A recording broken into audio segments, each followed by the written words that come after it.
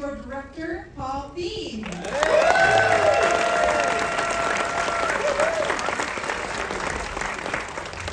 Thank you. Yes. So I love bloopers, and before I came here, I spent a lot of time watching the Spy blooper reel. If you have not watched that, highly recommend go back and watch it.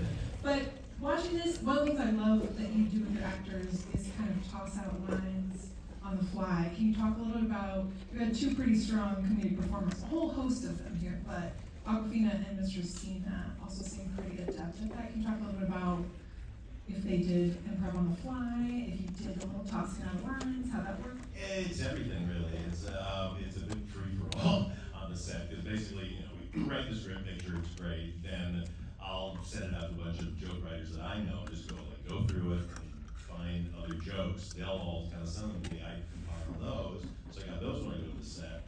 Then we'll usually have a writer or two on the set, and some of my trusted joke writers, and they're in the moment because once you're there, it's different with the script, obviously, and people are getting ideas. So they're writing stuff, and then I'm writing stuff, and then my cast is coming up with stuff, and they're surprising me with all that. So you just get a lot of things, a lot of material, because obviously, like, the worst thing you can do with a comedy is only shoot the script, because, you gotta do a test screening situation, and the jokes you think are gonna destroy suddenly don't, and then the ones you think won't do really well. But what you do then is, we do a lot of test screenings in the process, and I start really early in the process, even before I finish my director's cut. I'll put together what I think is kind of working and put it in front of we recruit 250 people off the street. So it's not friends and family, because those are worthless screenings. Friends and family think you're great. And these test audiences are pretty brutal, but we record the laughs and then go, okay, that joke underperformed, let's put in a new one. And that's how we kind of work it until we get it where it seems to work in front of most audiences. Yeah, I think that's so great here. I'm sure this is an LA audience, there's some filmmakers here. It's always nice to hear, some behind the scenes of actually how you finish the cut. Are there with this film, were there any happy accidents with that process? Something that you was more surprised you more than anything else? Well, the chemistry between John and Nora, which I was just kind of, I've had such good luck with comedy stars or people who are good comedians, who have that movie star quality, because they're like tennis players. They have to play with somebody else. They can't do it on their own. I've had a couple experiences way back when I was directing TV, like a comedy star who didn't want anybody else to be funny. And it just was terrible, and those shows would eventually get canceled because you need all that around it. So so it was just I was really surprised. I wasn't surprised. I don't mean that way. I just mean you're going. I know they'll be great, and then you're like, oh wow, it's really working. And the luxury we have with this was about the luxury because we had a very short schedule, but it just happened to time out that we could shoot kind of in order. So they got to discover each other as it went along, because they hadn't met before, didn't really know each other. And so you see their friendship kind of grow on the screen, which is, I think, really made it pretty special. Yeah, I read that I should say Nora instead of Awkwafina, if I know her. I don't know her as Nora. But they were signed on before you came on, or how did it? This is one of the first times I've ever had that happen. I guess what had happened was I got sent the script because I just worked with Roth Kirschenbaum company on School for Good and Evil, and they come up with these really wild ideas that like pitch out really funny in one line, but then you're like, is that going to work or not? And so they sent this script to us, and it was called Grand Theft Lotto. And I was just like, that sounds really stupid. And I kind of I put it aside on a pile of other scripts, and then a couple days went by, and I didn't read it, and then Laura Fisher, who's supposed to be here, sadly, called me up and said, you gotta read that script, it's really fun. And so I got like 40 pages in, and I was just like, I called her back and said, I don't know how this is gonna end, I have to do this, because I love physical comedy, and I love Jackie Chan movies, because I like fight choreography, but if you can make it funny, I got to experiment with the Spy, and really enjoyed that part of it, and always wanted to do like 10 times that, so I was on board. Is it fair to say this is the most action stunt heavy film you've done? Yeah, it is. Yeah, definitely. I'm just like a candy store. But I mean, so much credit goes to James Young and his amazing stunt team. James works in the Marvel world, Captain America, all those things, and they're really brilliant, these guys. But they don't get to do comedy, and like myself, like any stunt person or person who likes stunts, we're all Jackie Chan fanatics, but we also love Buster Keaton and Harold Lloyd and Three Stooges and just anything that's physical.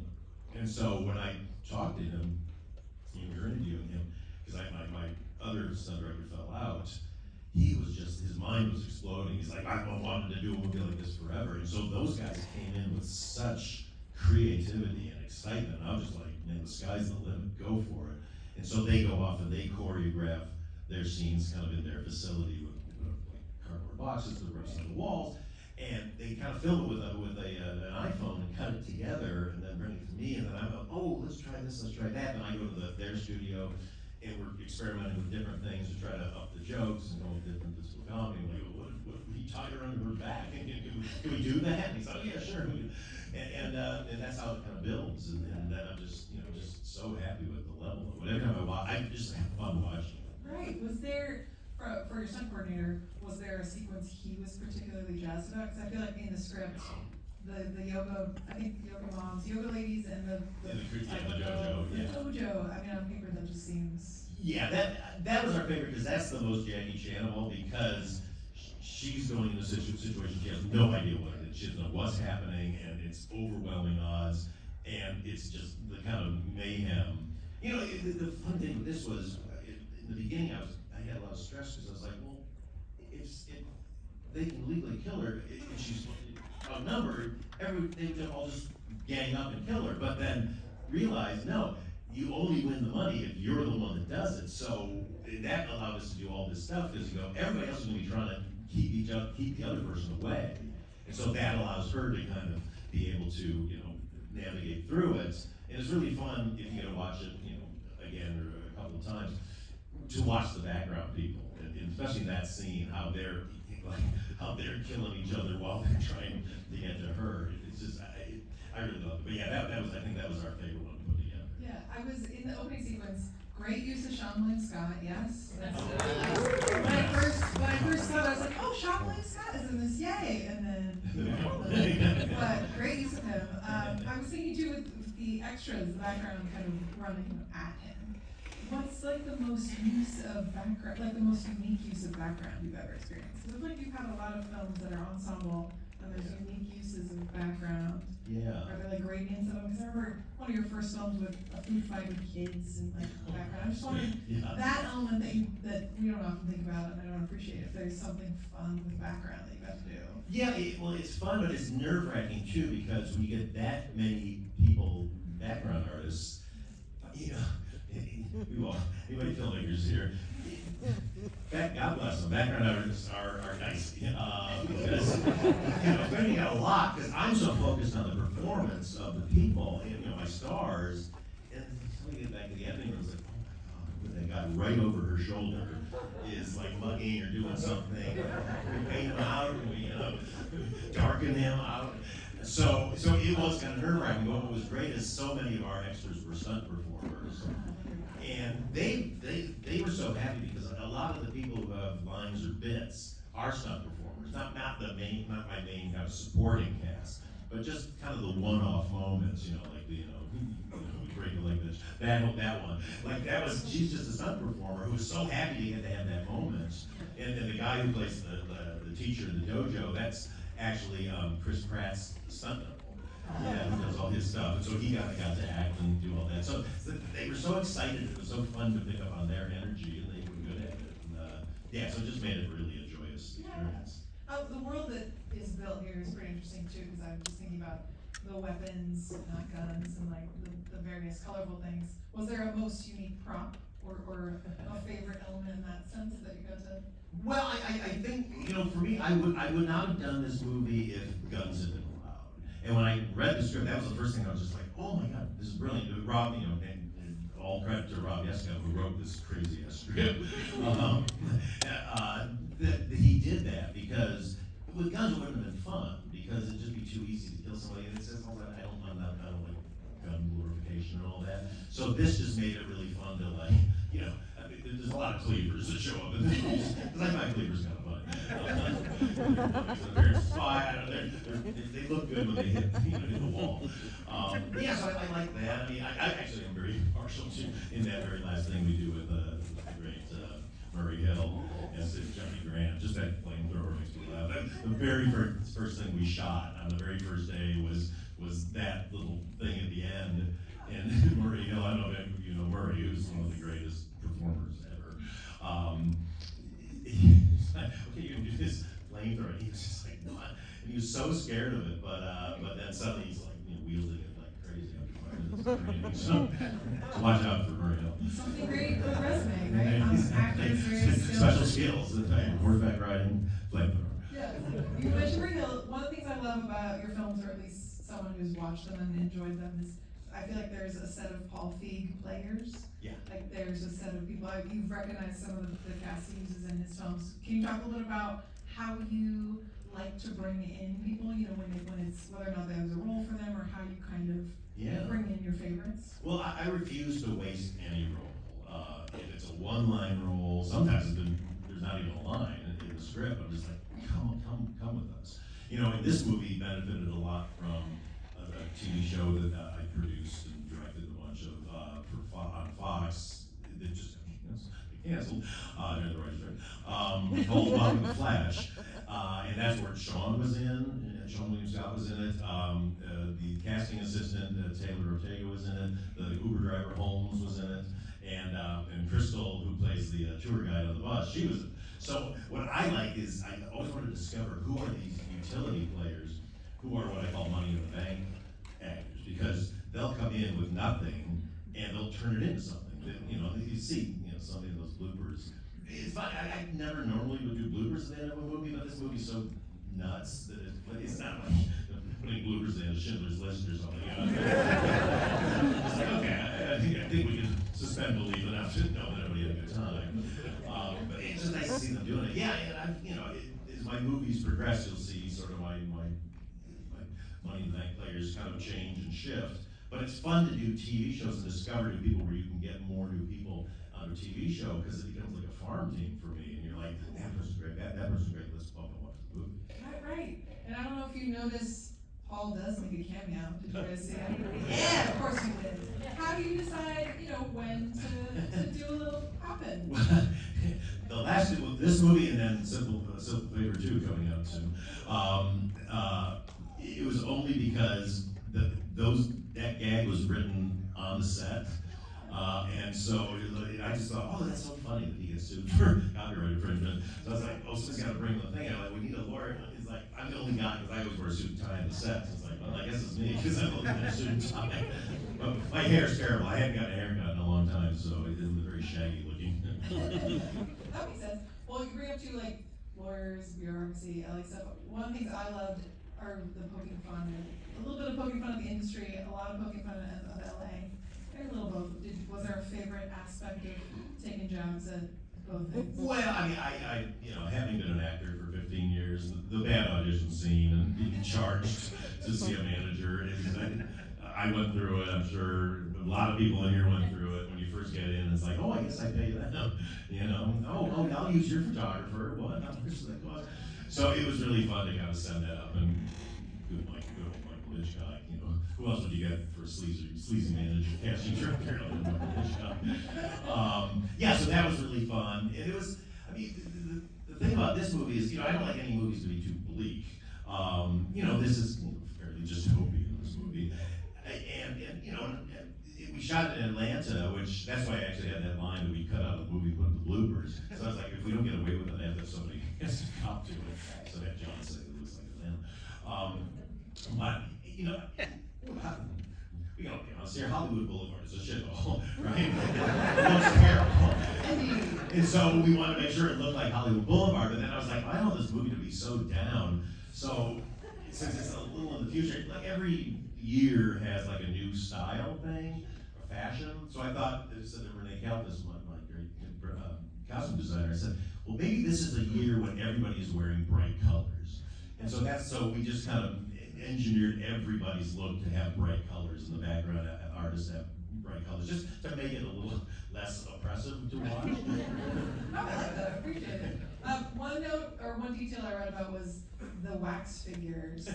I felt like making movies sometimes are happy accidents, things you discover. Can you talk a little about the magic of the people you found that collect?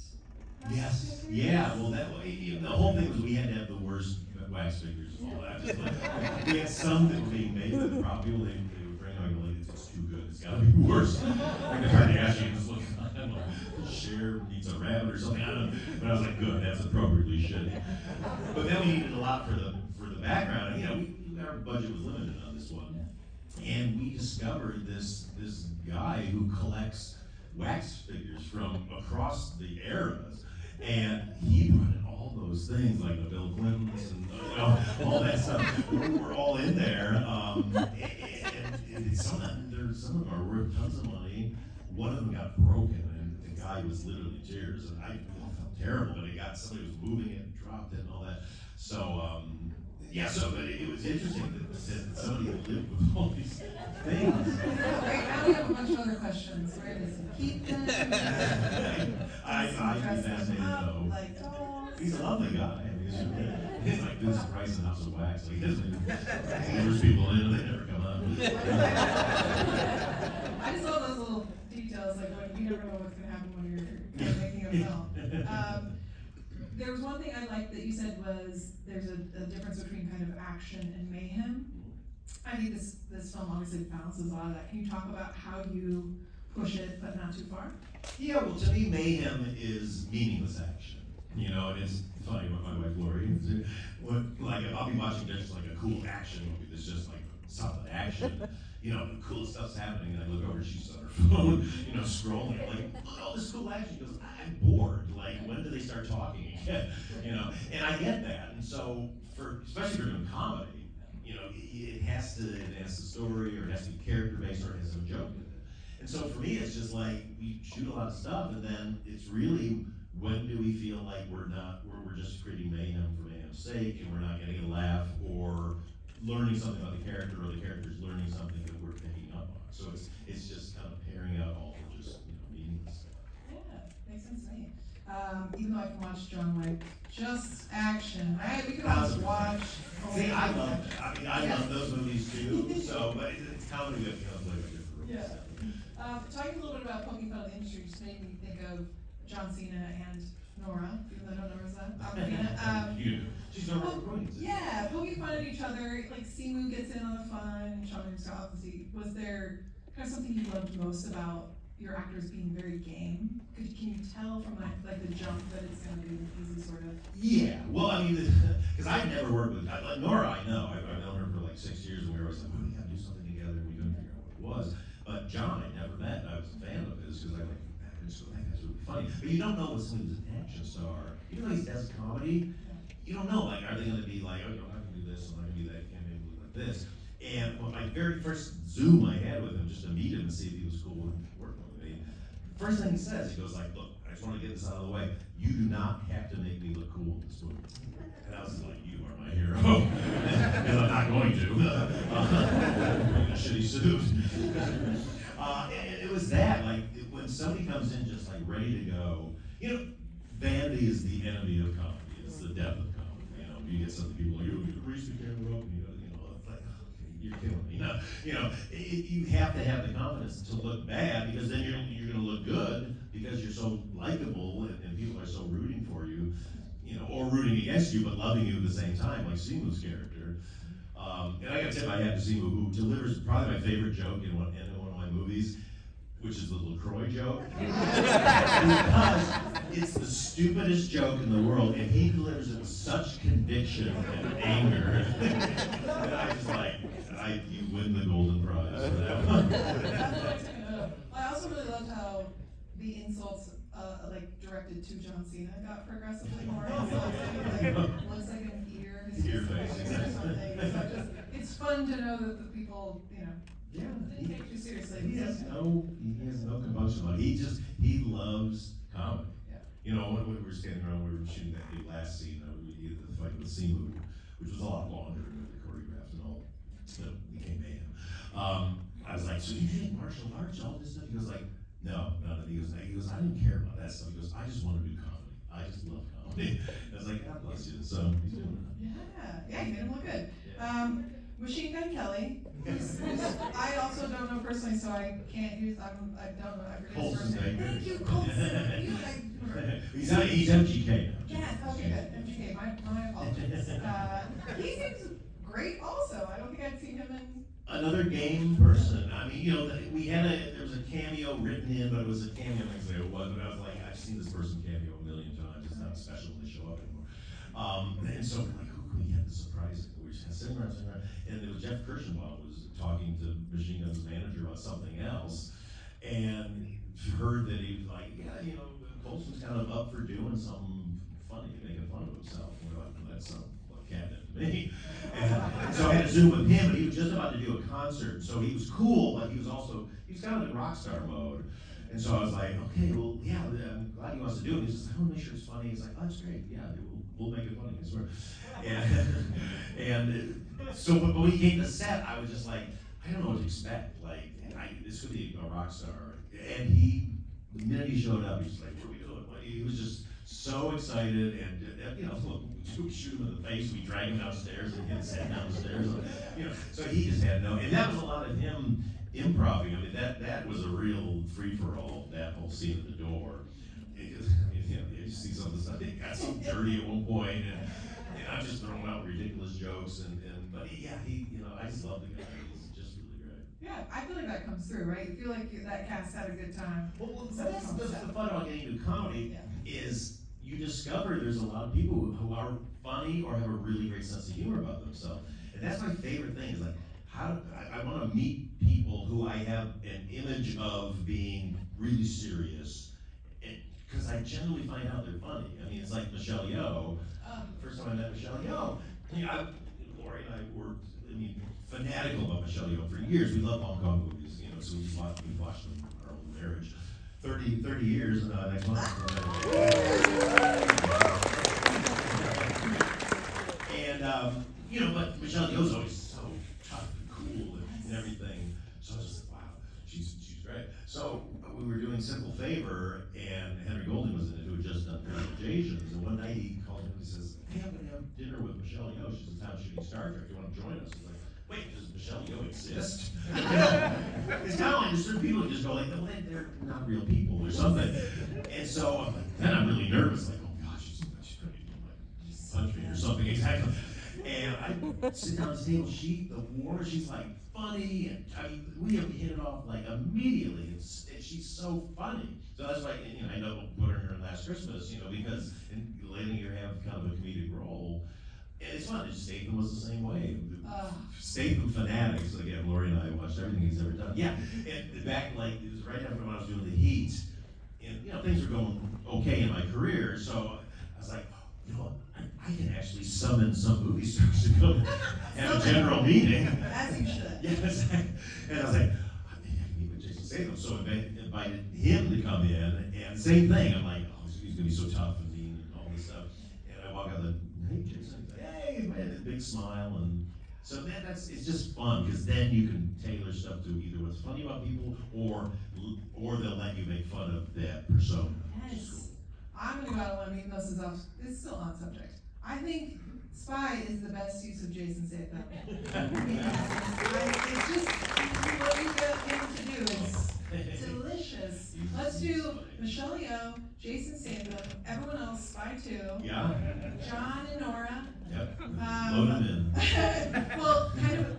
Obviously, we're gonna tell everyone about this film on Prime Video. Please. What are you working on now else that we can tee up? Well, Simple Favor 2, we're excited.